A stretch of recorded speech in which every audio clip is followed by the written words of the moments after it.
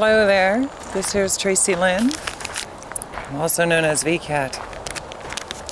And I am back on a road that once was known as Swopes Road. It's just north of Lickdale, Pennsylvania. Right now, I'm at a place where they used to call, which is the end of Old State Road as well. It's called Old State Road, Swopes Road. It's also known as Pothole Alley. This is a place where we used to take turns driving. And we play a game to see who could drive. It's probably like 2 miles or so, a mile. Who could drive through the end of this road and hit the least potholes in the car. I'm gonna try taking off where I left off yesterday or the day before. I was talking about coming out as a transgendered lady.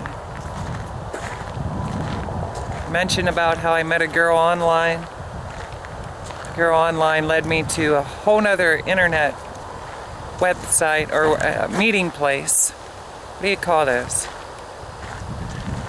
Networking site. Where there was a lot more girls just like us. I can only imagine how I felt after dealing with this my whole life, struggling with it, dealing with it. And in the privacy of my office space, I click on and there they all are. Thousands of them. All learning about ourselves, playing around and having fun. And I tell you, in a lot of situations it doesn't make it any easier. Sometimes it makes it a whole lot more confusing. Because there you're just networking with a whole lot of people that have learned from a whole lot of other people.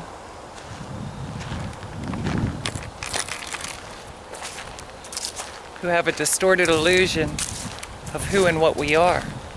Because we've all been told who we are. Every one of us. So we start trying to search from within. We start reaching out to people in the professional fields. And they're all just learning too. A lot of times we're the guinea pigs. And as they get to know us, they start learning even more. Things that confuse us. That's what I ought to title this. Things that confuse us. Tracilyn. There's an image of me. Things that confuse us.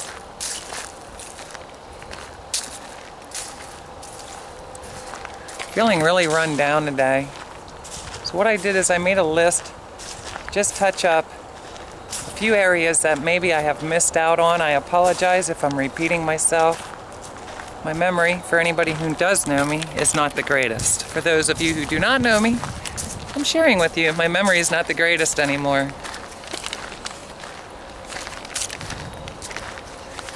So we were talking about how I got to meet my first physician, surgeon, who is also transsexual, or she is. She explained to me right there in the office that this is not going to be easy. That even herself came to a point where she just about lost everything, was ready to snap. A lot of the girls in the community, in the LGBT community, they can only take so much of the stress, the way the world bullies us around, because this might not be an individual person, it may be a whole lot of things. You know, anything from school to getting a job, trying to get along in a social environment of some sort. So they usually gravitate to a smaller community from within. Let me tell you, that's not easy either. Because we all have our own idea of life. We all have our own desires.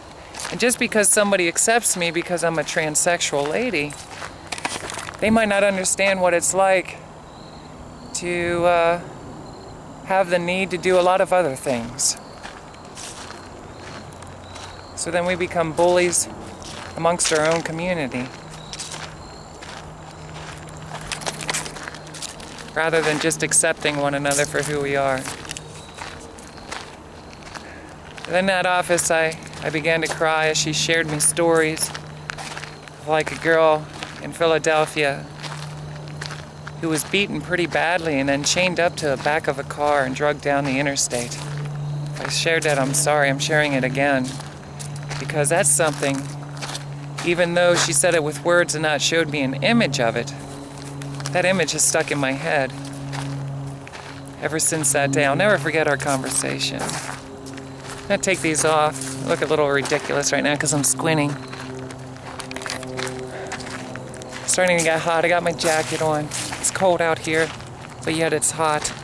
Did you ever get that way? So I started taking hormone therapy that day. Immediately. When she gave me a prescription, I got that prescription filled. Can I tell you that process alone is not easy? I'll never forget where I was in the apartment I was showing, my last apartment in Cleona. I sat on the edge of my bed, called my girlfriend who was transgendered. She's been out for at least a year and a half by that time. I often called her to talk to her for advice. I told her I didn't want to do it alone. Let me tell you something. Doing life alone has a lot of challenges in it. Especially when you're around a lot of people who have no idea the necessity of matching your body, mind, and soul.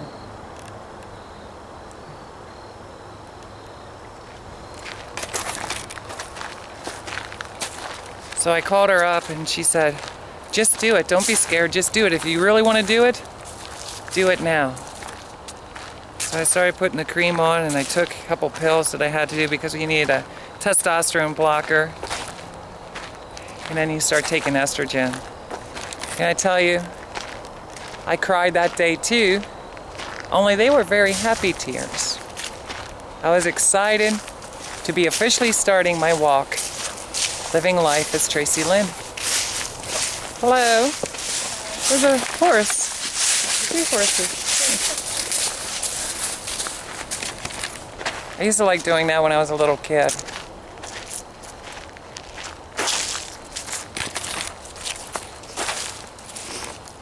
So of course you start networking with a whole lot of friends. You go to these gatherings. And can I tell you, and from my honest perspective, even though you're excited to be there and network with other people who are going through the same process, it doesn't stop the other feelings that arise. That you still feel like now you've been separated from society as a whole. And you're kind of put in like a little box. It's a big box, but you know, nobody should have to live like that.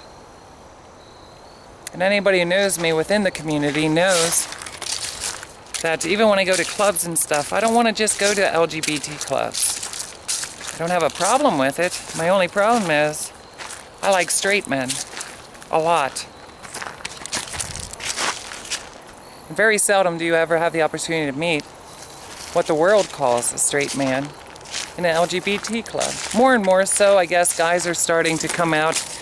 They're attracted to transsexual ladies, so they might meet, figuring they hang out there. But can I tell you, most transsexual ladies, that when they get out, they just want to live whatever a normal life is for them, for you. You know, they just want to go to, whether it's clubs or the movie theater, roller rink, wherever, hang out in town with everyone. And most of them don't want to make a big deal of it. They try to blend in, to go unnoticed in the crowd. Meaning, as far as their gender, the fact that they're transsexual. It's pretty hard. It can be very stressful. So the challenge is in blending in when you're transitioning from male to female, what the world calls male into female. You gotta learn how to walk, talk, all your body language, your mannerism. It usually is a little bit different, right? If not a lot different.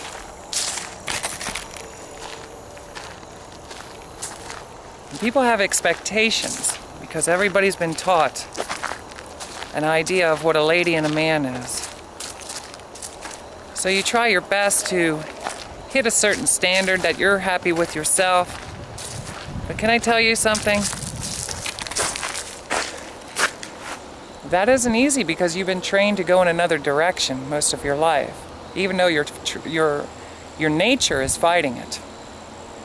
Now you're fighting to try to master, almost like an entertainer, like an actress. So I started talking about how I would go to some of these gatherings, and it was really wonderful because they would hold classes. You kind of get to socialize and talk. A lot like the life groups. They kind of serve food, drinks. It's time to socialize, and then you sit down and you listen to someone that may have been out for quite a few years, or maybe a doctor comes and starts explaining a little something about the process of transitioning and what it's like to live your life what they call full-time. Because part-time, though I don't want to get too technical about it, but that can be all over the board. But usually when they're not going to work or around their family, they may dress at home, they may dress to go out and have a good time, just live their life. They may dress because they enjoy intimacy with guys in that process. It can be all over the place. Full times, when you finally make it a mindset that from the time you wake up to the time you go to bed, and even while you're in bed, all the time, you're just going to be you and live your life, in this case as a woman.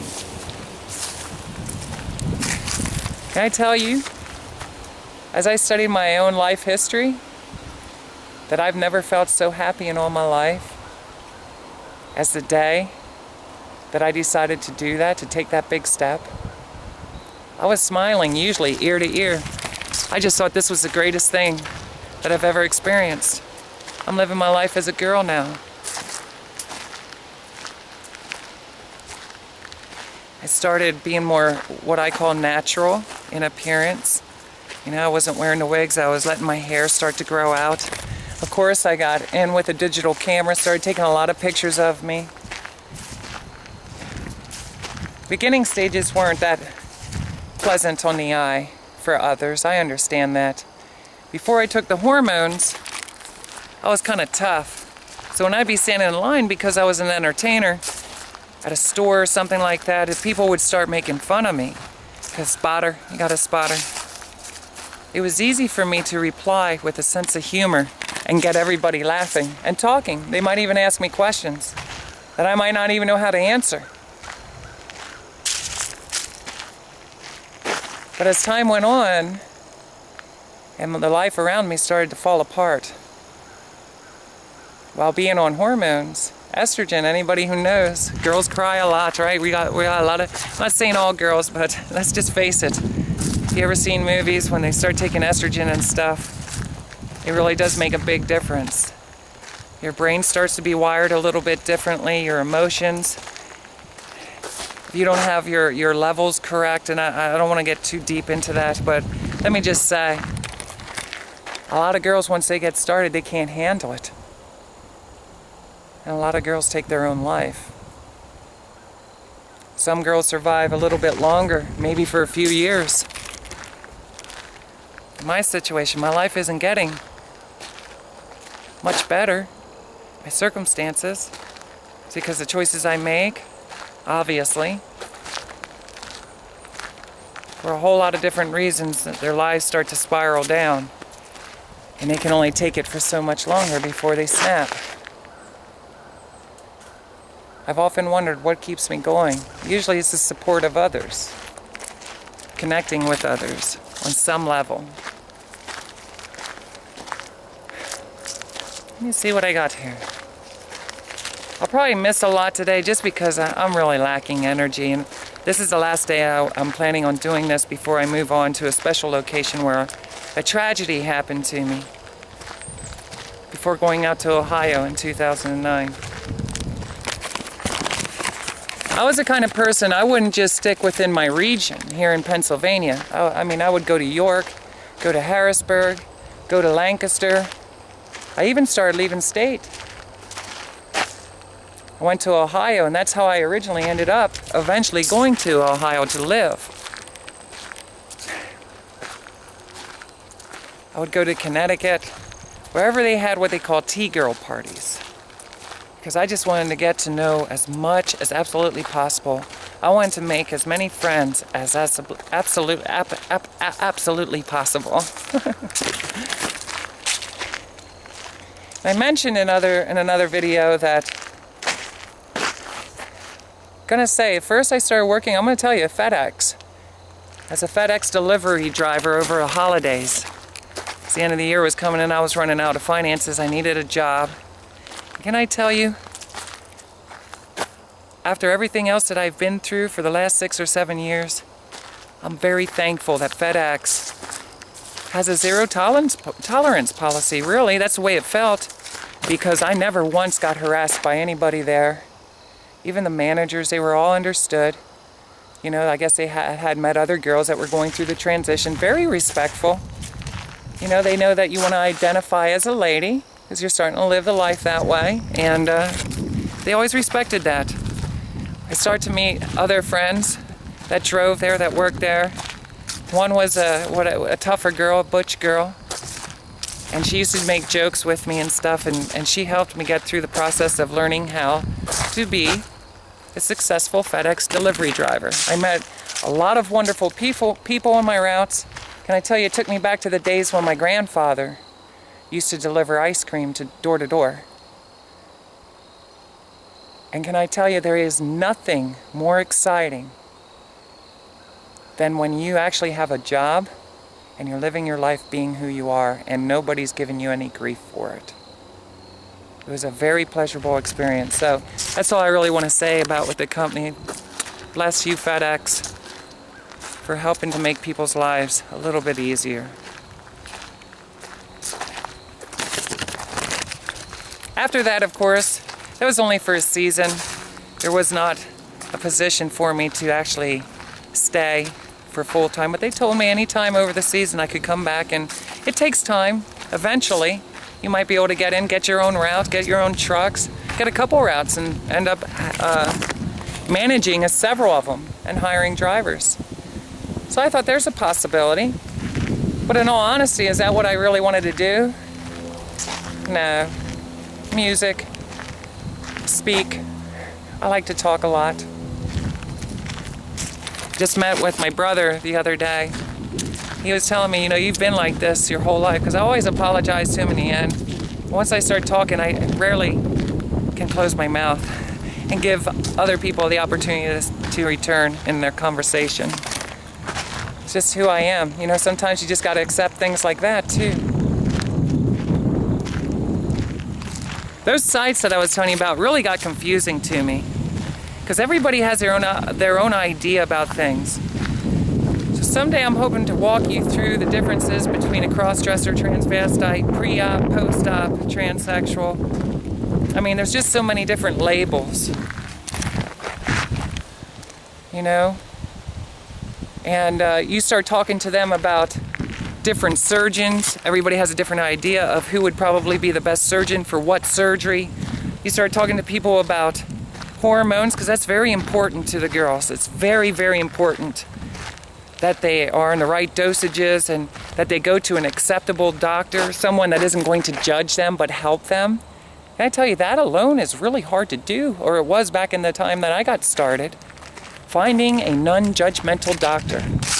That's something my friend who helped me come out in helped me to find, a family physician out of somewhere around the Reading area. Can I tell you, my whole life, I had challenges just finding a doctor, just period. For some reason, it never seemed like they really had the time for me. I don't want to mention any names, of course, but I will tell you that this doctor was outstanding. He's the kind that would close the door, and he was gay. So he had a lot of friends, and he helped a lot of people within the community. And he would actually take the time to listen to you and give you words of encouragement. would also be willing to work with you on prices and all of that, because he knew that it was very unaffordable. Any doctor that I had, I was very open on how I was supporting myself as far as to being an adult entertainer, being an escort. They were always very understanding and very helpful in educating me. So I knew how the best way was to be safe while doing my job.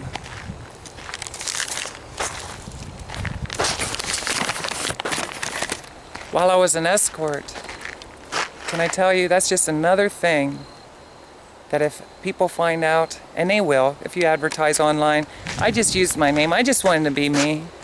You know, when I advertise and stuff, I was just Tracilyn. At that time, for anybody who may be watching this, I used to go by T-Girl Tracilyn. And I tell you, I was very proud to be a T-Girl. It did not bother me at all. And I did not mind sharing with people that I was trans, you know? I was excited. To me, it's a rarity, you know? Something to be held in value, not looked down upon. So as I started doing that, I started to actually connect with some of the, what you would call clients, who became my friend. So we would get together, some of them would take me out to eat. I had trips to New York, I had opportunities to fly out to Hollywood and meet people in the adult entertainment industry as far as adult films.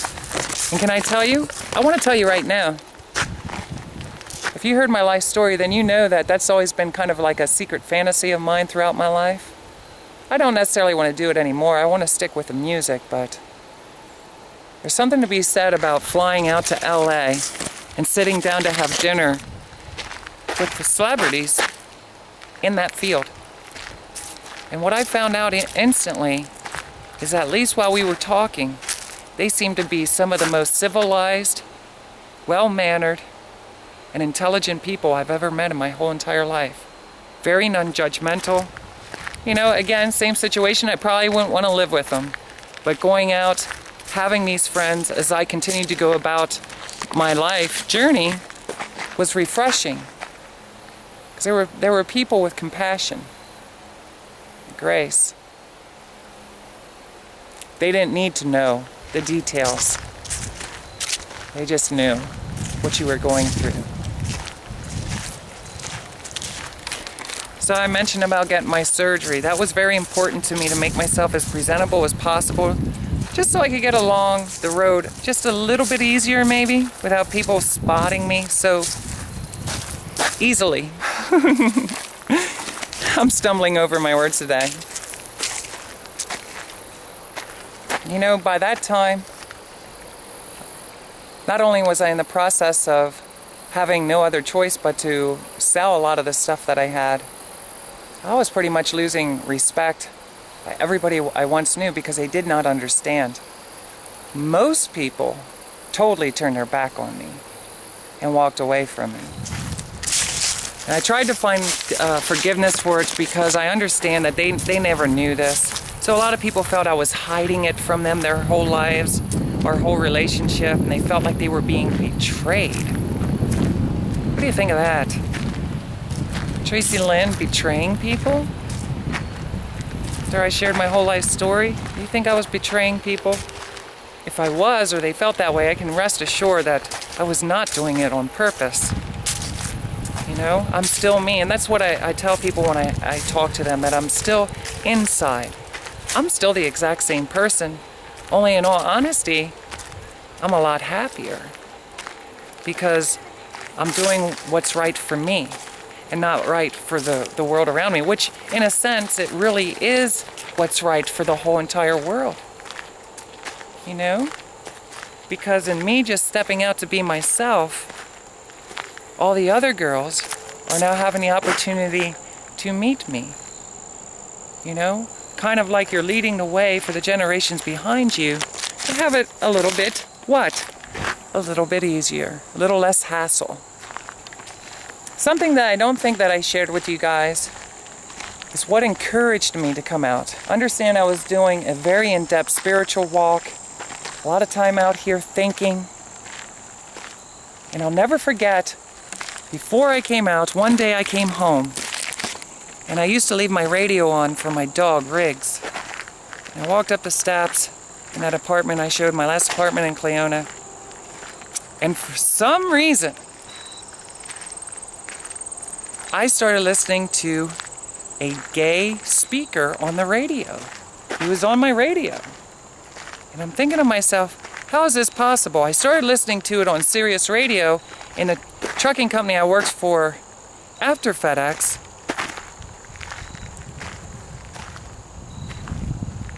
And these guys were saying, you know, I can't quote it right now, but they were saying, you know, a lot of times people will hide themselves in the closet for whatever reason. For whatever reason. They just will not truly be themselves. They will hide themselves in the closet. And in essence, the very best thing that they can do for the entire world around them is step out and basically say, here I am. You know, so if you really care and you care about others, then that's what you need to do. No matter how hard it is. I went downstairs probably about 2, 3 o'clock in the morning, left my dog out. I left and go back in the house. I sat back down and I heard what I thought was God. But really it was just a repeat in my conscious mind. Scriptures that were inside the Bible. And one of those, which I'm not going to quote, I don't know it exactly because I just kind of tried to purposely just let that go. But I heard this. Even in the darkest, deepest places of the earth, where no one else can see you, I can see you. You don't even know what's in your heart, but I know what's in your heart. Stop living to please the world around you. Stop living to please people. And start living to please God. When I heard the combination of that running through my head and hearing these people on the radio, I seriously thought that it was God telling me, it's time to stop hiding. It's time to stop running. I gotta hit it head on at all costs, no matter what happens to me. And that is how I started. I went up and I started fooling around with a gay web networking place, and then I met that girl, and that's how it all took off.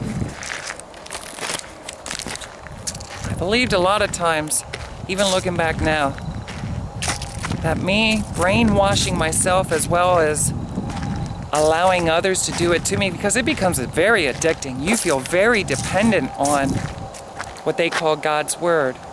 Going to sermons, going to teachers, hearing another person's perspective. Can I tell you,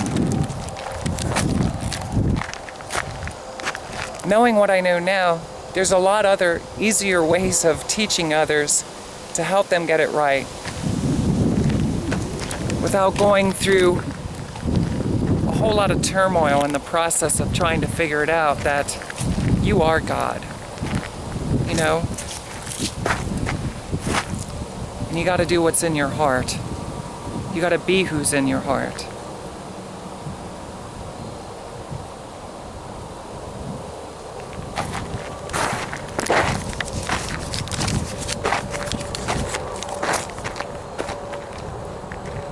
So my clients started becoming my friend.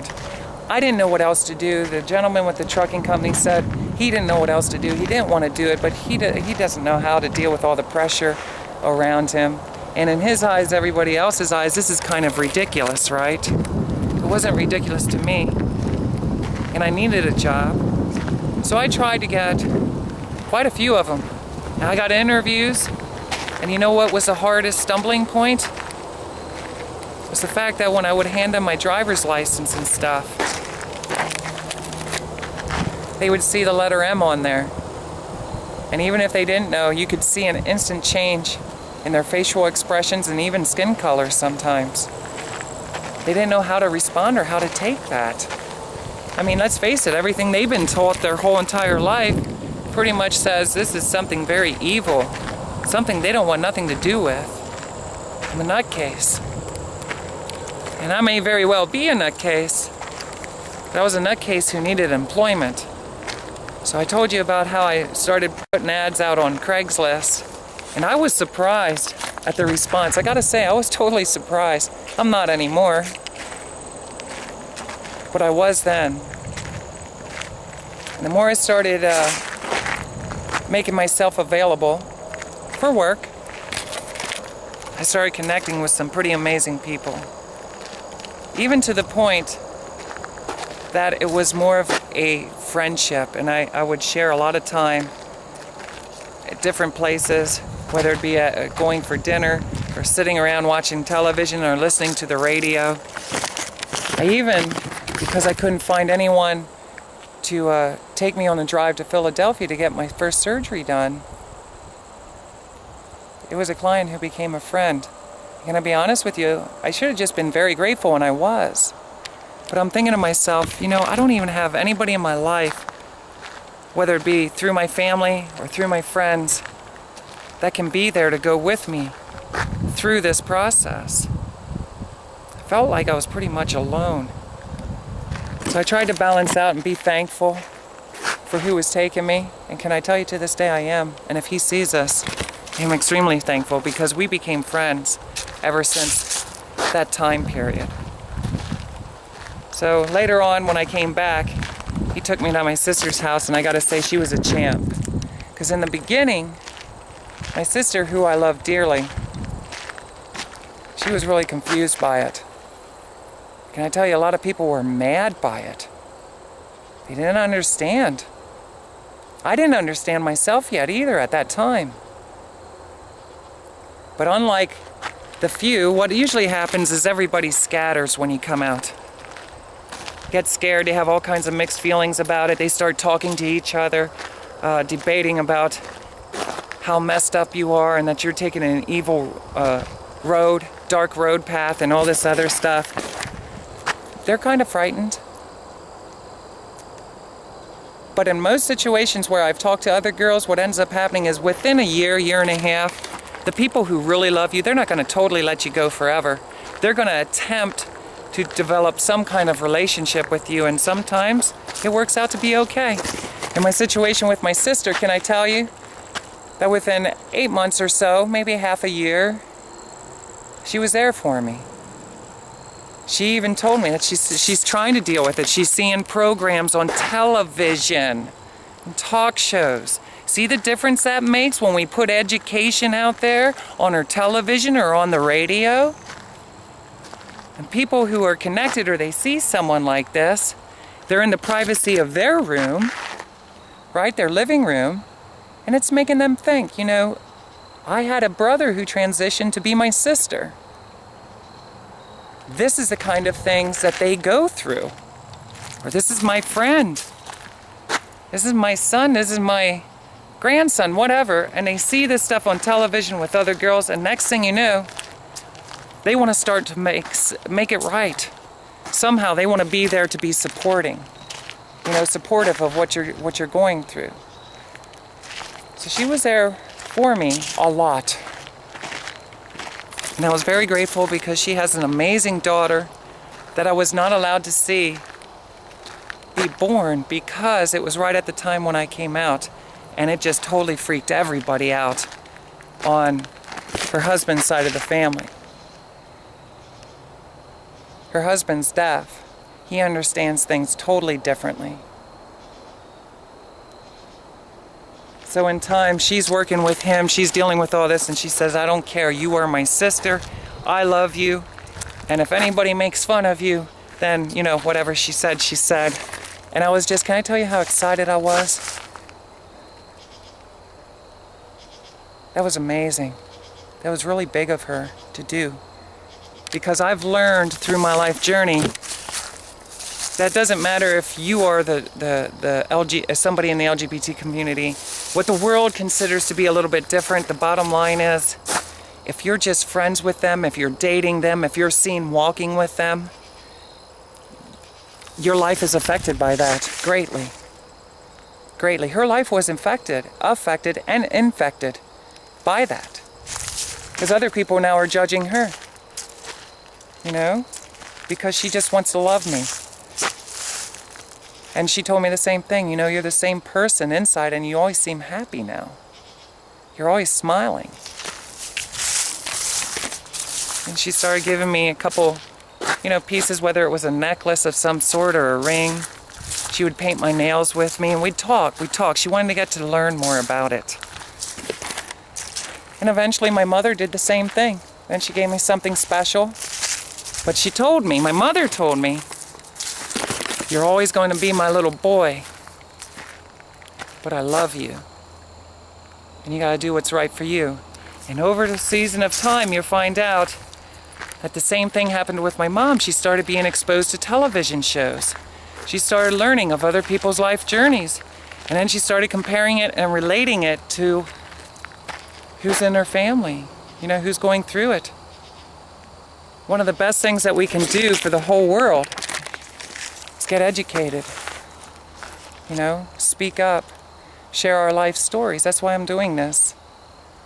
If there's anything else in the world that I cannot fulfill, complete, do, this is it. This is what I longed to do for a very long time. I wish I could have done it a lot differently. It works, even though it's messy. Even though sometimes I listen to my voice and I say, that's not the voice that I want to have for my presentation of who I am. And some people are confused about that alone, and I don't have time to really focus on that. And I just say, I'm just getting it out. And I'm not really caring anymore how ridiculous I look or how ridiculous I sound. I take this very, very serious because of the things that I went through my whole life. And I'm tired of clicking on YouTube because I don't watch television that much anymore. I'm tired of hearing how girls like myself or anybody is being bullied and mistreated for whatever reason. Not just this, not just with gender or sexuality issues or struggles or whatever you want to call them. I don't mean to say anything offensively.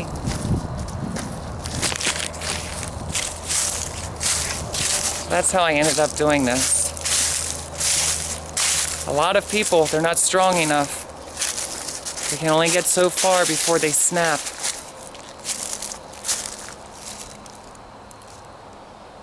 They don't know what else to do, so they hang themselves. They lay down on a railroad bed. They jump out in front of a truck. They jump off of a bridge. And I'll tell you what, my heart bleeds every single time that I come across these stories. Because I can relate. I often wonder, why didn't I give up? I wanted to. I gotta be honest with you, I want to now. But I'm still walking, I'm still talking. I'm realizing that if I'm doing what I love to do in life, everything else goes away, temporarily anyway. I'm gonna take off my jacket, start walking down this path. I've never been down this road that I'm sure of anyway. I think it leads us down to the Swati. I'm gonna try to finish up what's on here, share a couple more stories with you. Know that I love you. Okay, I'm back. So again, as I'm talking, know that I do not want to offend or hurt anybody when I say stuff. But I'm going to say honest from my perspective of things that I've endured and been through. When it came down to finding clothing, I've noticed, and I've been taught through other girls that I met, because of course, being a transgendered, your foot sizes for shoes and stuff, your clothing, fits a little bit differently. For me, I'm 6'2". I gotta find places for tall people. I'm also really skinny. And, I might have just one size bigger than the average lady's foot. Okay? I could probably wear a 10.5, but usually 11 works for me. And you'll be surprised that even taking my hormones, working out, slimming down, my shoe size shrank, because when I first came out, I was wearing a size 13. A size 13. I'm not proud of that. I do not want that number on me for any reason. But my bone, I can't explain it. Maybe even physicians would disagree with this, but I'm telling you, not only did my body fat redistribute itself, but also in situations I've noticed differences in my actual bone structures. That's kind of crazy, isn't it? And I know many of them would say that's not even possible, but with me, there was a different shaping in my feet, different shaping in my body. I'm very grateful for that. You know, whether it was a big chunk of meat that we took off or what have you, because I wasn't that heavy when I came out. I already started slimming down like I was prepping myself without even knowing it. I often wondered about that, because even when I look into my face and I see my other photos of what I once used to look like, it's amazing. It's amazing. Let me tell you, the transition is amazing. And for all the girls who are out there, can I just say, and mothers and fathers and all this other stuff, can I just say straight up, the sooner that it's diagnosed and action is taken, the better off it's going to be. You know, I used to think to myself after just seeing the things that were occurring in my life as far as to my appearance looking different. What if I would have got started on that when I hit puberty, or shortly after that, or I would have waited when I was 16 or 18 or in my 20s? You know, it's amazing, and I have a whole lot to talk about with that alone. So right now you might be saying, bone structures, Tracilyn, really? Yes, I even noticed with my nose, everything. I noticed this. It's a wonderful, wonderful experience for me. I do not regret it. Know this, that I do not regret it. I regret only getting so far, not being able to complete my transition. That's it. They say your life's not over till it's over, right? So they say.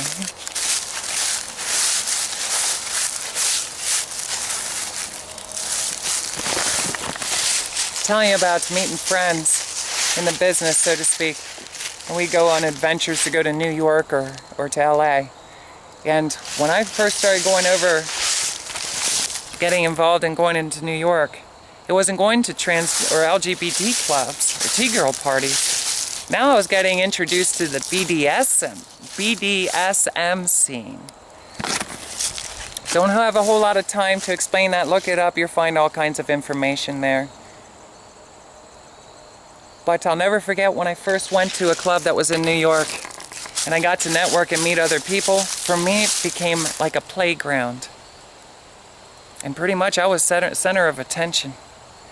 I loved it. I loved it so much. And the guys didn't know what to make out of me because I was such a little girl. You know? Kind of took me back to my childhood. I loved it. I'd wear cute little outfits and go in, and they have all kinds of different toys and stuff for adults to play with and cages to play around in. And I started mastering role-playing at that time. And it was fun to pretend again. I really enjoyed myself. Met a lot of nice people. Other girls too. Sometimes other T-girls would be there, trans girls. We get to network a little bit.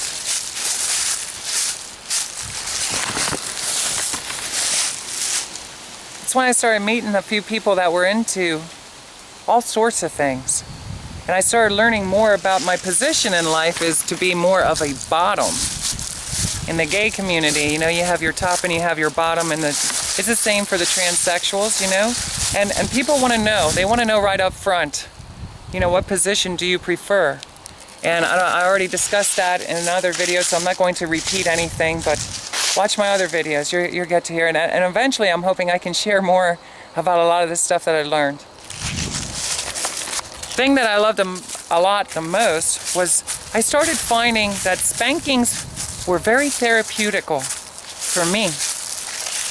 So one of my friends would invite me over. We'd usually go for dinner, talk about different things, maybe things I was struggling with.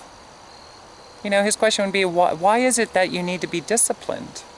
That you feel you need to be disciplined? And I would start spilling out my heart. I was going through all kinds of things by then. And he was somebody I could trust. I could open up with just about anything. Then later on, we'd go back to his house, and the discipline would begin. I got all kinds of spankings, whether it would be with a hand, with a belt, with a brush, all kinds of things. we had a really good relationship because we talked about things before we started to engage in playtime.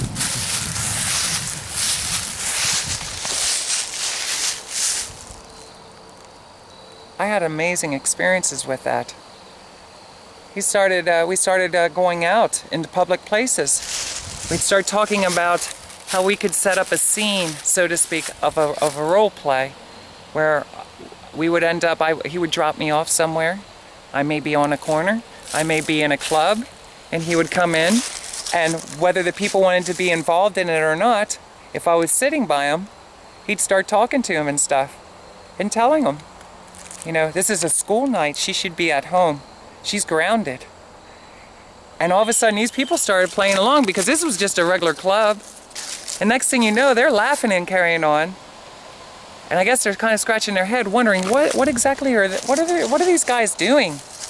You know, what is he really your dad? That's what they would ask me. Is he really your dad? Are you still in college or what?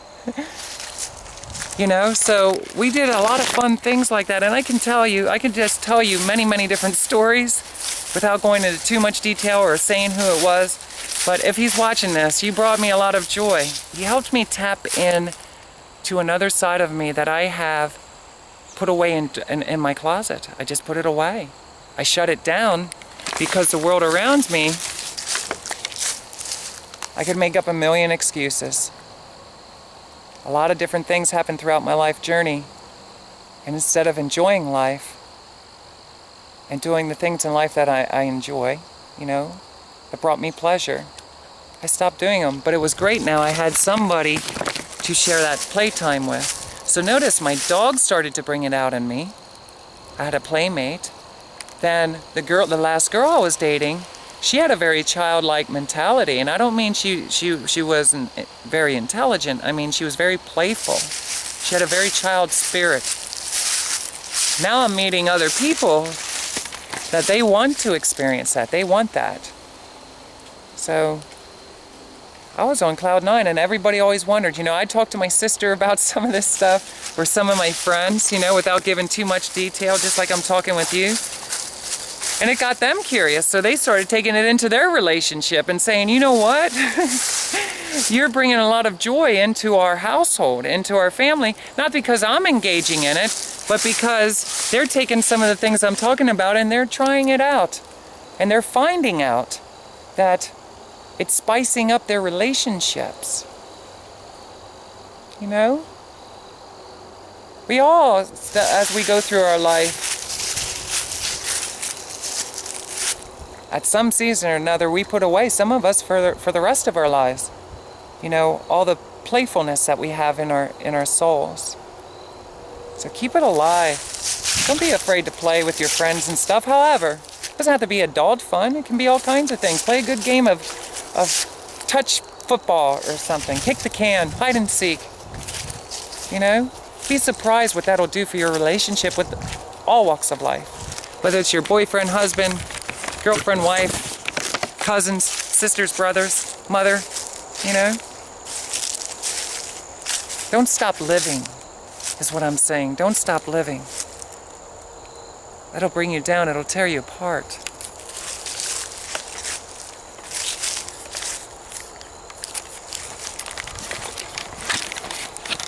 Here we go. So, of course, part of your transition is trying to get, you know, you got to go through so much psychological evaluation. So a lot of the girls within the community, not everyone, but a lot of them, will see a psychiatrist or a psychologist. And every state has its own laws on how one must go through their transitional journey. You know, in order to get surgeries, in order to get hormone therapy, there's all these rules and regulations. Can I tell you something? It's really ridiculous a lot of times. It really is. And that's something else for me that I really want to talk about. Because let me tell you something. I was very fortunate. I ain't gonna lie, I got the opportunity to bypass a lot of stuff because it was very obvious to everyone that I was meeting, especially in the professional field. You know? You're transgendered, what the world calls transgendered. You are a very femme spirit. It only makes sense for you to correct all your legal documents, and it would be easiest for you. It would. Easiest on me to go through my life blending in with what the world considers to be more female. And I gotta say, despite everything that I have been through, that is very true. And that part of my life is very happy. You know, I'm very happy. I don't regret any of it.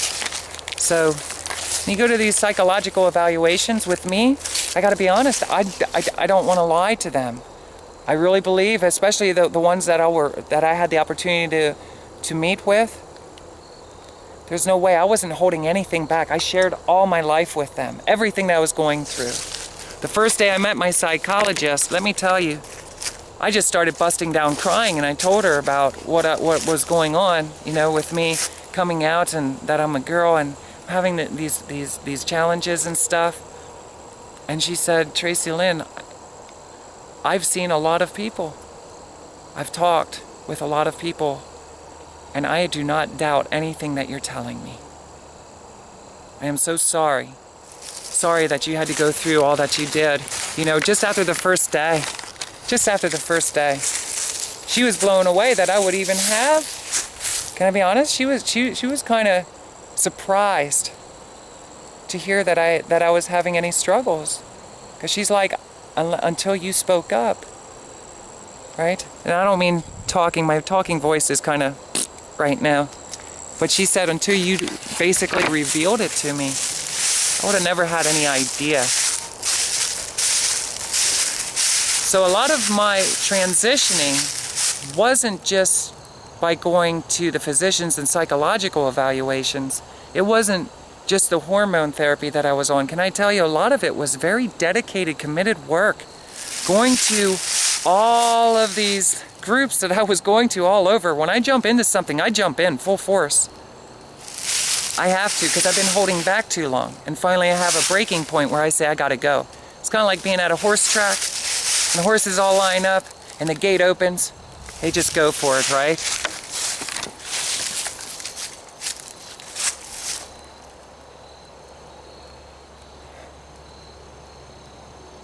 There's no way I could have held it back anymore once I knew what was going on. I had to jump in. And I'll tell you, that's when I learned really quick all the challenges one faces in that endeavor. You know, I explained some of the challenges in changing legal documents. You know, having to go to court to have your name changed. And can I tell you, I went in London. I want to tell you right now, when I was in the entertainment industry, I dropped my last name. I personally, my perspective is, why have a middle name, especially if you never use it? Well, in my situation, I was using my first and my middle name all the time. I never liked my last name. I explained it in other videos, so I don't want to keep touching base with that. But you want to know something?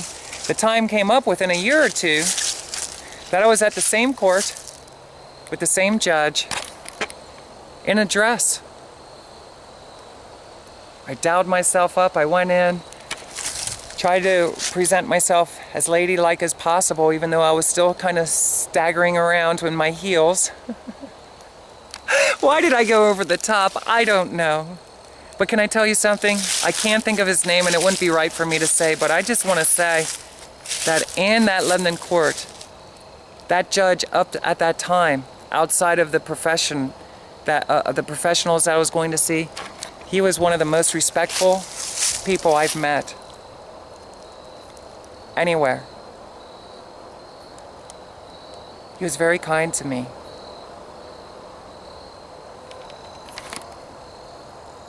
He treated me like a lady. Everybody that was in there treated me like a lady. I still to this day, I can't believe it. I have a lot of wonderful things to say up to this point about my experiences with the policemen and working with people in the courts. My biggest challenge, of course, was with, you know, my child. And I don't want to keep talking about that, but I'll never forget it, ever. And for the rest of my life, I have that to share. You know? I remember standing up. Basically they have their procedure and they ask why you're there. And I told him that I was transgendered and that I've been having the evaluations and stuff, and it would be in the best interest for myself that I assigned myself a new name. And I explained to him a little bit, and he asked me if I would step up to the podium, right beside him. And the whole time he was a gentleman. Very kind. Not once did I think they were laughing or making fun of me or anything like that. So thank you. He's still around. I'm very grateful for that.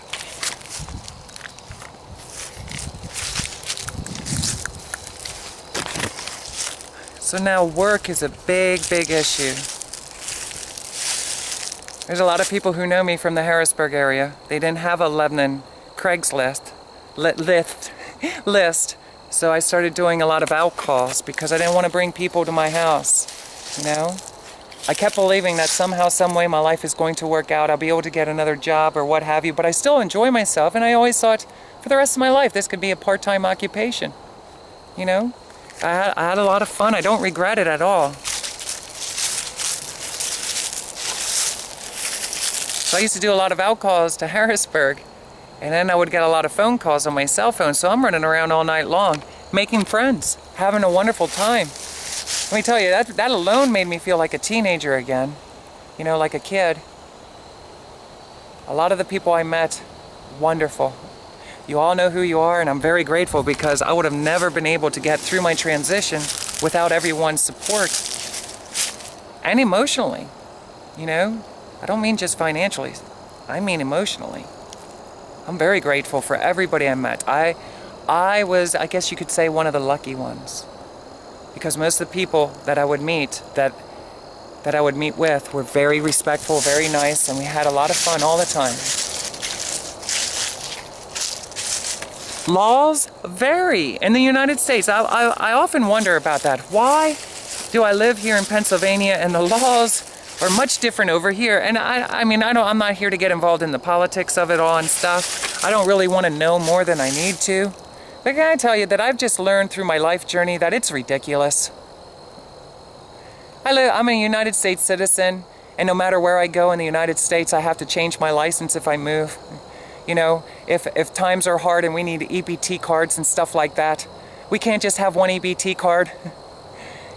Some people, they can't help if they can't hold a steady home, and they got to keep seeking and searching, until something falls into position. It's very, very challenging. It's very challenging just to live sometimes. I have a lot of that to share with you. So I'm realizing that I want to get into some kind of profession. I'm not even thinking of music because, let me be honest with you, I'm burned out from it. I'm really burned down, and at that time I'm not thinking. I'm starting to get hints about the possibilities of maybe playing in LGBT clubs and stuff, but I gotta be honest, I wanted to get away from all the alcohol things that were happening to me while I was there, getting involved. I needed to be in a more, what I perceive as being a more positive atmosphere. So probably coffee houses and stuff, maybe. But the big thing was too is smoking. I had to get out of all these smoking rooms. And I just needed time away from the entire music thing. So now I am an entertainer in a whole nother field. That's all it was. It's just transition of what I'm doing in the entertainment industry. And I'm learning a lot about myself. A tremendous amount about myself. Some of the best times of my life. So what does a person do? Well, a person keeps seeking. If how you're going to make your profession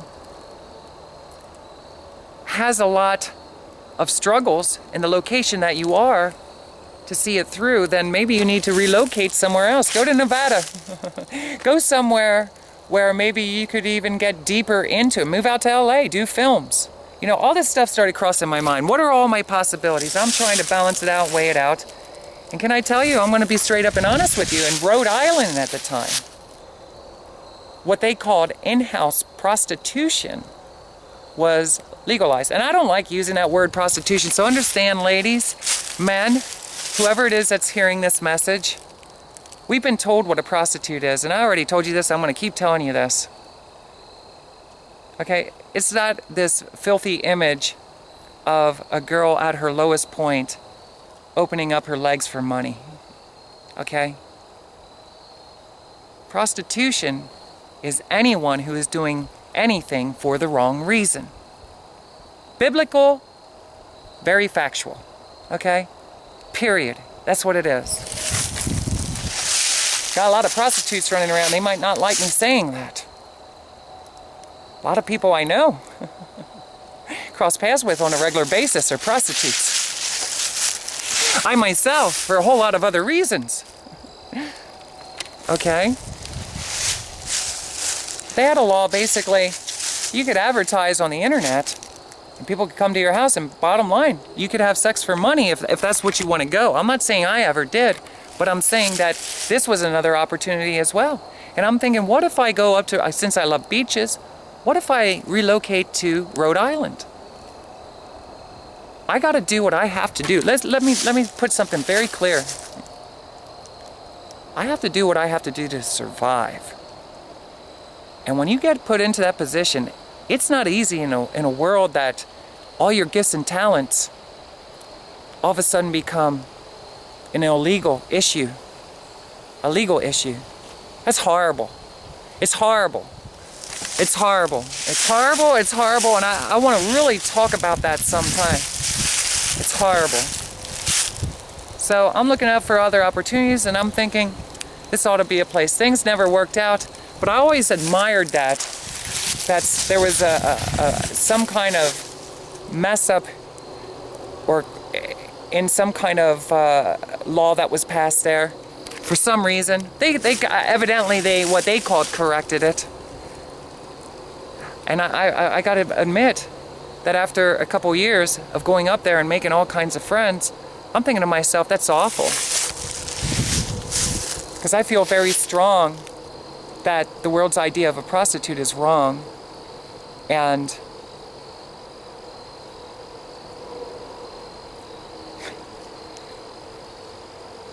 can I just say that until you're in a position where you need to survive and use whatever you got available, and you get tossed into that realm of where laws prevent you from using what you got to survive, if two parties are okay with it, let it rest. Especially if it's in the privacy of their home. Ever since I was a little kid, people do things for whatever reason, whether it's money or if it's, will you clean my house, to do whatever. If you clean your house and you're only doing it for the money, you're a prostitute. Are you cleaning the house because you're passionate about it? Because that's what you love to do? I don't want to get started on it. It's going to get me on fire.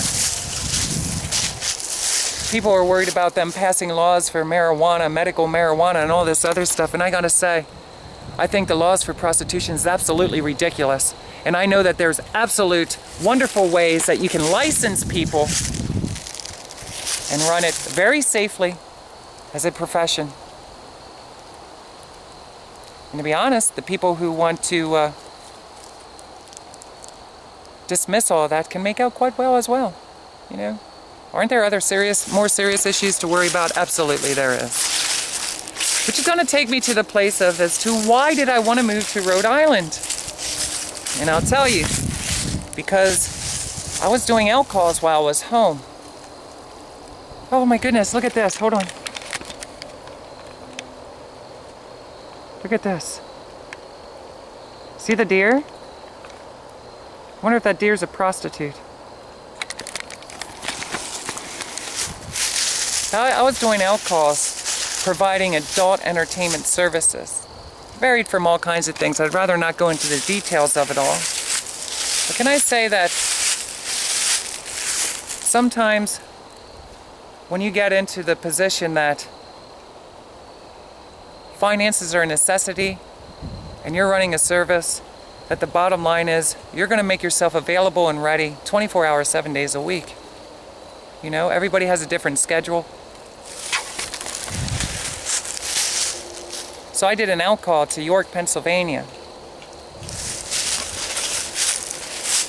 There was something in my heart, because you just start knowing communications, that something starts to kind of seem a little different, a little odd. Whether or not the person's calling you back within a certain amount of time when they say. Most people, most friends, a client, what have you, they're going to stay committed if they're very serious about, getting together to go out to eat or whatever the deal is. But I waited around like a fool because I needed to make some money that night. Money's running low. I'm already selling everything I got. My guitars, my entire music business, everything that I had. Now I'm looking for places to get as much money as I can to keep some kind of source flowing, that I don't lose my apartment, that I don't lose my dog, that I don't start creating a debt and becoming a dependent. And I waited around, and I was just about getting ready to leave after waiting for about 45 minutes or so. I would never have done that before, never. And I never would after that. I get a call back, and I go over to a hotel just off of Route 30 in York, just off of 83 and Route 30. So I knock on the door, I enter, we sit down in the room to talk. And I knew right away that something was fishy about him. Instantly. I'm not going to say how I knew, but I knew. So I decided, okay, I have nothing to run from. I'm not doing anything wrong.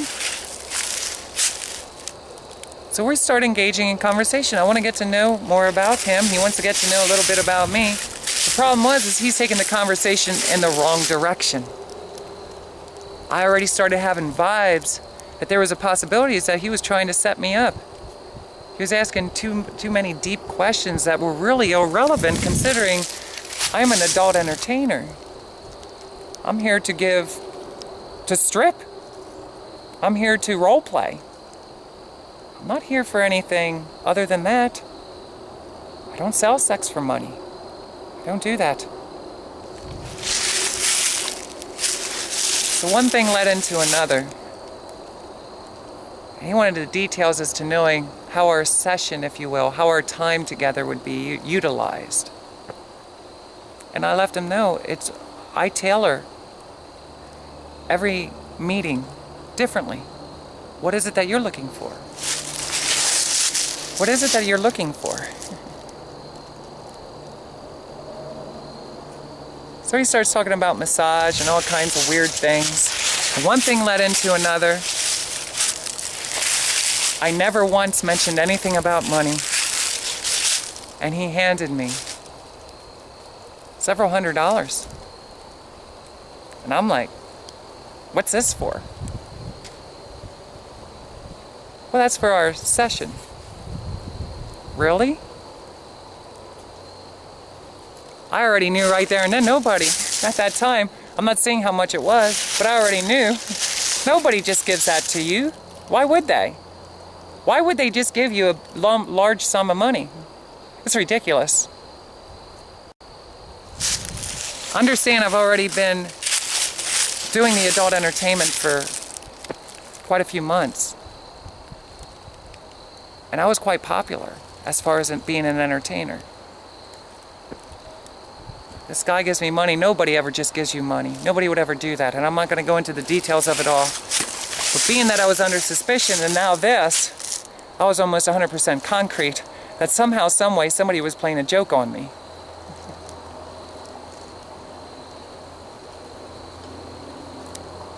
So there was all of a sudden a knock at the door. A knock at the door? What do you think's going through my head at that time? What would be going through your head?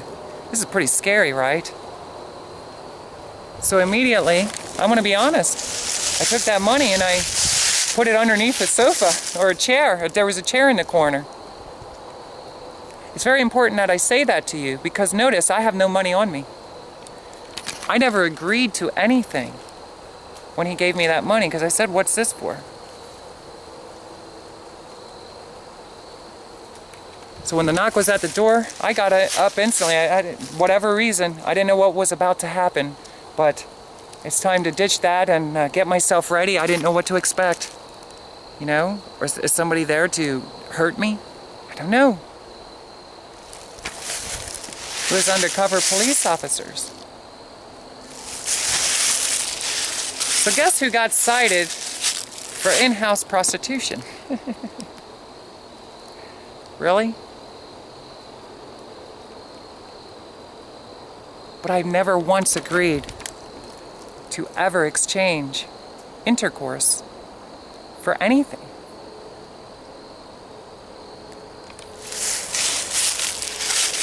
The time they came in, they were asking me, so where's this money at? Where's the money at? Where's the money at? I don't have it. I don't know what you're talking about. Of course I'm going to say I don't know what you're talking about, right? I don't know what you're talking about. I knew instantly that I was being framed. Or so, was it being framed, or are these guys, what are they up to? I didn't know 100% for sure at that time. Right now I'm a little excited because I'm talking about this publicly for the first time. Can I say,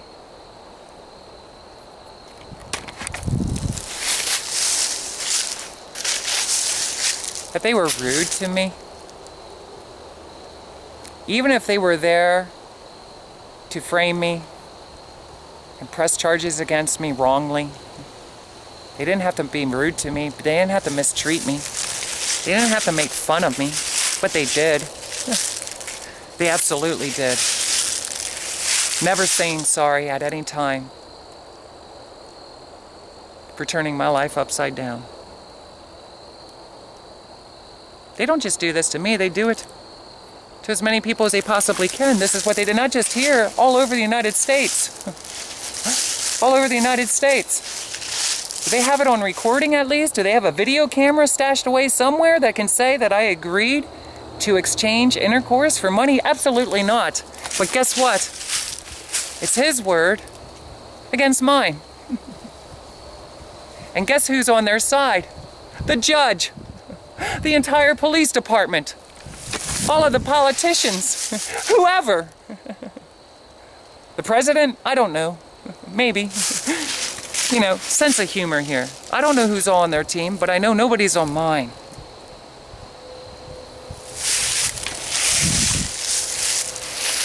So I wasn't convinced. This to me was mind-blowing. I wasn't convinced. Can I see your badge? That's it. That's all I got to see. I'm really nervous about this. I gotta be honest. After many years of going through my childhood, struggling with everything, I reached a point in my life, in my 20s, definitely, by the time I was 18. I'm not doing things dishonestly, at all. At all, because I want to be a person of integrity, no matter what field of occupation that I am doing, okay? Whatever industry I'm involved in. I want to do honest work, that's all. Okay? So they have an impression, from what I gathered, that everybody who's an adult entertainer has an exotic picture of themselves or a website. In my situation, I had a website and everything. You're all prostitutes. And all we got to do is get you with money on yourself, and we can say anything we want to in court. Because what are you going to do about it? What are you going to do about it? I'm going to tell you what I did about it. After it's all said and done, I compromised whatever they wanted. I didn't want any grief. I didn't want to argue. There's like 3 or 4 of them. I got to admit, they're pretty big, very good-looking guys. I have nice things to say. They were very good-looking. But I'll tell you what, very disrespectful. They were making fun of me. And I'll never forget the detective that was doing the majority of the talking. If that's what he was, detective, I don't know. He's sitting down on a chair, or like on a, he's sitting somewhere on something, like the door's over there, and he's sitting over here. So to my right as I'm getting ready to walk out. And he said to me, "Hey, you're pretty tall." Did you ever play basketball? And anybody who knows me back in that day, that used to upset me. Because I've noticed that when I came out as a lady to live my life, that a lot of people think a lot of bizarre things, but it's pretty expectable what's going to be coming out of their mouth when they see a tall girl. It's going to be the first thing. Were you ever a volleyball player or were you ever a basketball player? It's usually basketball. And I used to get upset because I would think to myself, why do people even go around and ask other people that? To me, it was rude. I laugh at it now. You know, I make up all kinds of stories. And someday I'm hoping to share that with you because I've started thinking, instead of getting upset at this, that people were approaching me with that I started thinking of creative ways to engage in conversation with them. And it would usually leave both of us laughing. And I have Walmart to thank for that. Because when you're standing there working, bagging groceries for about a year, you hear all kinds of, pretty much the same, very consistently, you hear the same things come out. So you guys start getting more creative, more creative, more creative. I had a great time working that job, by the way. I'm looking forward to share that. That's later years. So now, they leave me with that in my head, and I'm thinking to myself, by the way, for anybody who knows that they did search the hotel room for the money, and they found it under the chair cushion. And let me tell you something. It wasn't in my bag of belongings. It wasn't on me. And listen to me. I never once said that I will provide intimacy, sex, for money. I never said I would do that. All of that did not come out as clearly as I would have hoped it would have. It's been a while. I am very forgiving over the whole situation. I can't go through the rest of my life with that weighing me down, but I'll tell you what, I have quite a story. And I'm going to tell you, I feel sorry for the girls in York, Pennsylvania, because I know that I'm not the only one that happened to. If you're going to bust somebody, let me just say, for all the policemen around the world, if you're really going to bust somebody for something, then may it be that whatever it is that you're busting them for be true.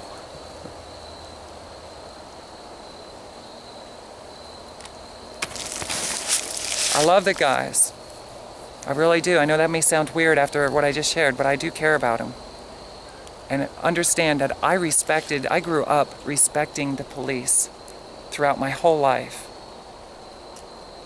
So, I have other encounters since coming out as a transsexual lady that just kept on polluting my mind in disbelief, in total disbelief. And that's why I don't care so much about my voice anymore. I don't care so much about how ridiculous I look.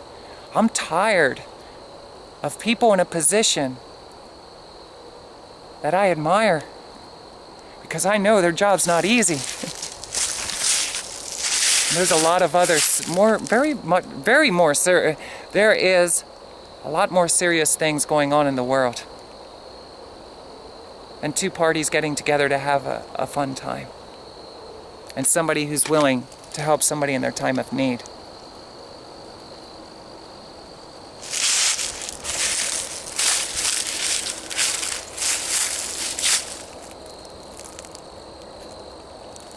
Going station in York was extremely humiliating to me.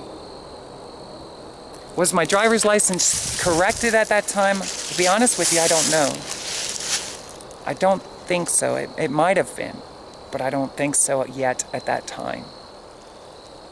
So of course, everybody has their own perspective of what the real deal is. There's a lot of people, and we gotta have compassion. That's why I have compassion. Not everybody is aware. There's not enough awareness going around. There's a lot of people, they have other things to be concerned about, obviously. That they're not educated in what it's like to be a transgendered lady. How to treat them. You know, what do you do with these people when they're on the borderline of transition? You know? How do you house them in a situation? that you may have to put them in prison, you know, for whatever reason. Something that they really did was wrong, you know, and you guys lock them up for the night or something. You know, what do you do here? And who actually pats them down and all this stuff? And how do you go about this? My question is, does anybody care? I went to this station, obviously, that I had to be fingerprinted. Okay? While I was waiting for this process, and the whole entire time I was there, I was laughed at. And I wasn't laughed at by one person. I wasn't laughed at by two people. I wasn't laughed at by three. I was laughed at by everybody who was on duty and in that building at that time. I was a big joke to them.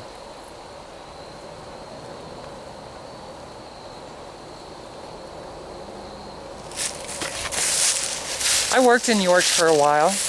I drove truck for an amazing company, about 3 years. I might not have been paying taxes to that county at that time, but I did pay taxes. And those taxes, some of that went to that police station. I'm an American citizen. What I was framed on, I didn't commit no crime either. And even if I did, which I didn't, it doesn't matter what the person did. It's not supposed to be taking it personal. Get them in here, get them fingerprinted, and get them out. We got other things to worry about. We got paperwork to do. You know? We got all kinds of things to do. How is it that while they're on duty, that they have time to open up a door, look at somebody, and not just laugh back in the room, but laugh extremely loud? And then close the door, and then send another man up and do it. I mean, what is that process all about? Disrespect, disrespect, disrespect, disrespect. Imagine that. Personally, I think something seriously needs to be done with that specific police station, if it hasn't already been corrected.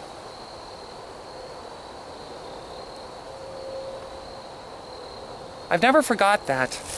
I never forgot the shady comment, even though I gotta be honest, when he made the comment, I didn't know how to take it. I didn't know if he was trying to make me feel bad, or if it was just a way of him, you know, I didn't know how to take it. But I know if I would be working at a facility somewhere and I started humiliating somebody like that, I would have lost my job. What would have happened if a sergeant or somebody would have been working there and said, I just saw what you guys did. You're all fired. And what would these guys be doing if they had that when they go to fill out an application for a job and they're looking back as the reason they've been fired? How challenging is it going to be for them to get another position as a policeman? I don't know. I don't know. Is it going to be easy? Is it going to be easy for them?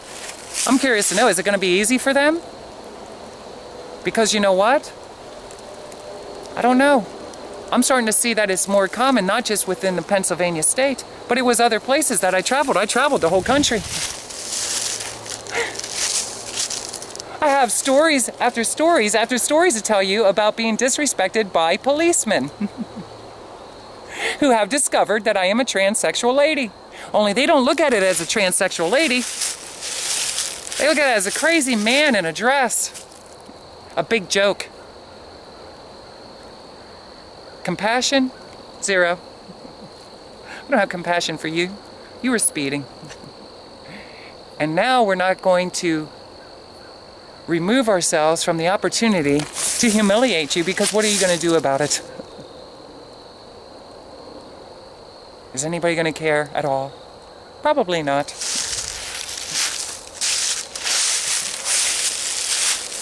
So when I'm there at that police station, and they're opening up that door and laughing at me, I'm thinking, I am in the process of losing absolutely everything in my life. I have to be myself. I can't get a job.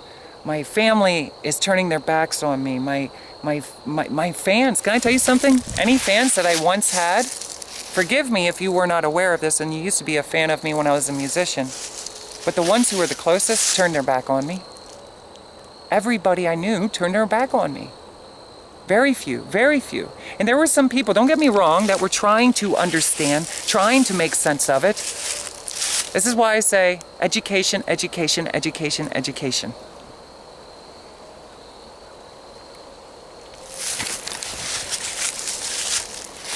Imagine how I felt when I had to go in there every time, because I was put on probation for probably, it was supposed to be a year, but thank goodness, because I relocated out of state because I had to. I lost everything. So they cut it for only 6 months. And let me tell you, I'm very grateful for that. I'm very grateful. Because I'll tell you what, the probation, this is one thing I have to say right now. So you're thinking, I gotta go in and report to my probation officer, just check in, make sure everything's okay. And you go out. But can I tell you, it never went without somebody in there laughing at me, making fun of me. Never.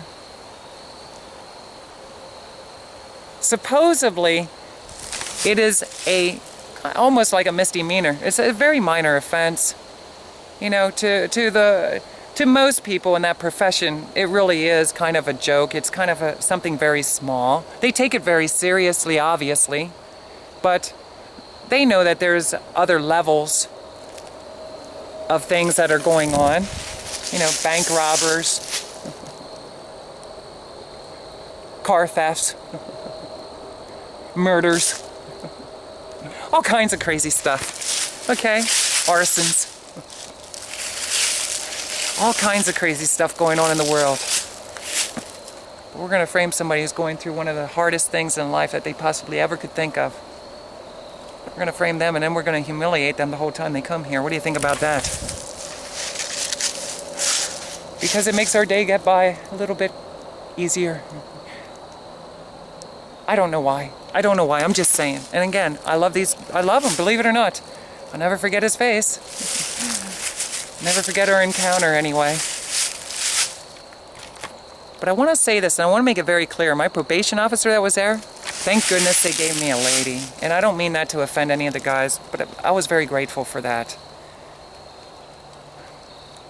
For a lot of reasons, which I don't want to go into right now. But can I tell you that I sat down on the chair from her desk, and I explained kind of what was going on, just very lightly. And because I know that they have all the record and information of who was my probation officer and stuff, may I be honest and say that she did not respond other than through her emotions, with her facial expressions and stuff. And she kind of sat back and kind of just stayed on the paperwork.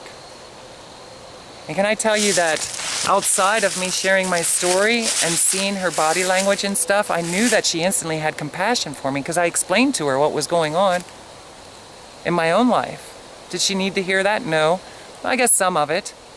Because you're going to find out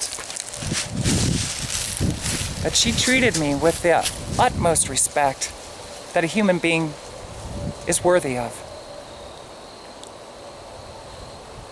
She separated her job from what she had to do from me as an individual, as a human being. I admired that in her, especially after everything I've been through. I was thinking to myself, how in the world could you work at a facility like this? My heart went out to her. Still does.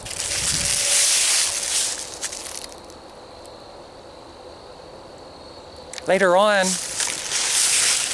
it was harder for me to be where I was. And I knew they would send me kind of little emails every once in a while to, they kind of, let me just say that they communicate with you.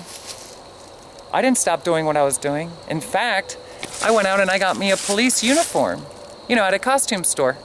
And I started taking exotic photos of myself in it and posting them online. And I'd have role playing, because that's what I was all about. I just wanted to role play, have fun, adult fun. That's all. I wasn't out to be whatever anybody's idea of a prostitute. That's contaminated and watered down. It's amazing. how quote unquote a prostitute is perceived in the eyes of the average person. So I wasn't making it. And I started stewing around very strongly about the possibilities of moving up to Rhode Island because I wanted to be somewhere safe, where if I did want to sell sex as a service, I could. Okay? That wasn't what I was about, and anybody who knows me from back then knows that's not what I was about. You know, it was all kinds of things. I think, but I'm not sure what the laws are anymore, or what it was back there.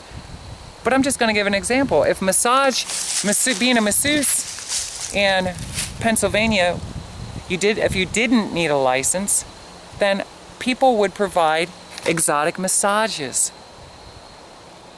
because you don't need a license for it. And there's a market for it, believe it or not, especially for an extremely attractive transsexual lady. Not too many people are offering themselves as a role player and involved in spankings and BDSM. Okay? There's a market for me. Why should I not pursue a market that is going to be profitable for me in order to survive? Makes sense? I know some of you may be getting your feathers ruffled a little bit. I apologize for that because I really want more time to talk about these situations that I had. And can I tell you, I spilled my heart out to my probation officer. And I explained to her just what I told you. I'm not here to sell sex as a service. I do a whole lot more than that. I work. Okay? I work just like anybody else. And there are risks involved, but there's risks involved in everything. And let me tell you something. I explained to her about Rhode Island's, I forget what they actually titled it as, but for some reason, there was a glitch in the law, so it was okay to do it up there. And I told her, I said, even if I have to go down that route, okay, that's my choice. I can go somewhere where it's legal. So is it possible for me to travel? Because if not, I'm going to lose my apartment. And can I tell you something? She had a lot of compassion. She said, absolutely, we can arrange, but I have to know exactly where you are all the time. And I told her, I will honor that. And can I tell you something? Being a person that strives to be a person of integrity, I honored it. I would call her. And she would say, Tracilyn, you don't have to call me all the time. Just make sure that you're staying around that, the address that you put it on, you know? But I did. I would call because I was so grateful. And I wanted her to know that I'm very grateful because there are very few people like her that up to that point that I was meeting in facilities such as that were respectful to me and had a little bit of mercy and compassion for me, you know? And I gotta think and believe in my heart that even after that situation, even when I started still going to Harrisburg or York or wherever I was still going to do outcalls to provide adult services, can I tell you something? I do believe that more so than not that people were kind of maybe turning their head a little bit and kind of trying to give me a little grace and mercy. Because I do believe that at some point, you know, people start to become human, have a heart, and start to realize, you know what, this girl is just trying to survive. She's trying to eat. She's trying to put a roof over her head. And Lord knows we don't want her walking our streets. We don't want her sitting under a bridge, okay? We don't need that around here.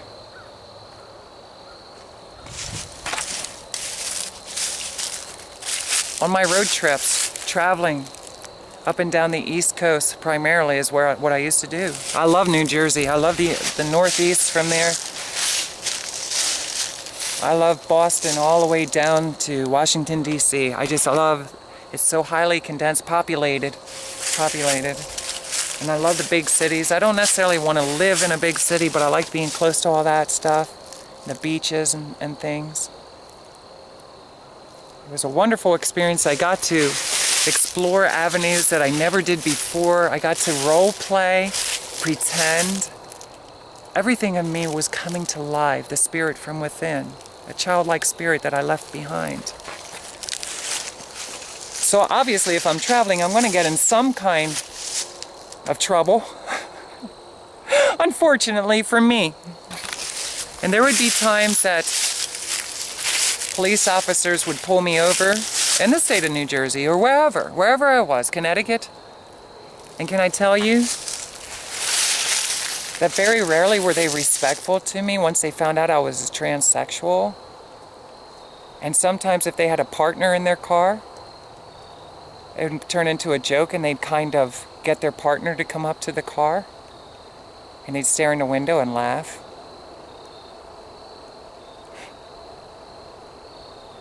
It's a long way away from growing up in my childhood when I was doing stuff wrong and policemen were being sweet to me. A lot of changes. I know I'm not the only one going through it, and that's what sets me on fire. I'm tired of it.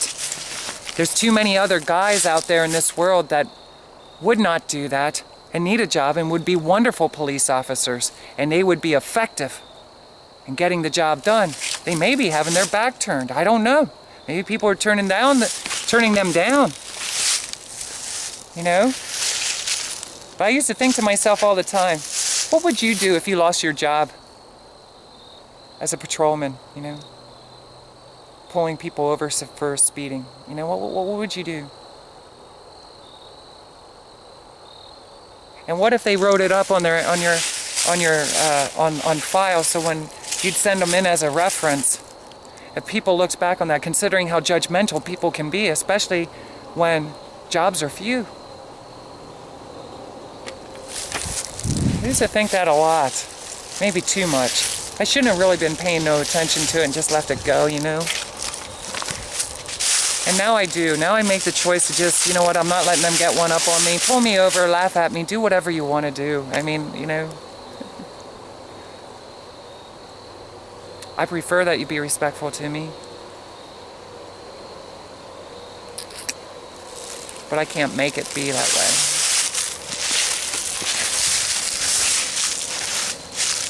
I'm looking forward to taking you guys to a place, which is the last place that I was basically before my life started to shift over into Ohio. And I went for years traveling back and forth, and I ran into situations all over. That childhood interaction with the police force and stuff, can I tell you that right now that came alive again when I was in Ohio? And I gotta say it was refreshing. I met a lot of wonderful policemen that actually took time to talk to me. A little bit of time, that's all.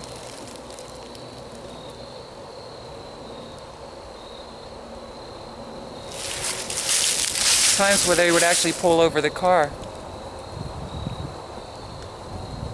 and say things to make me laugh. It's a long ways away from insulting people in York.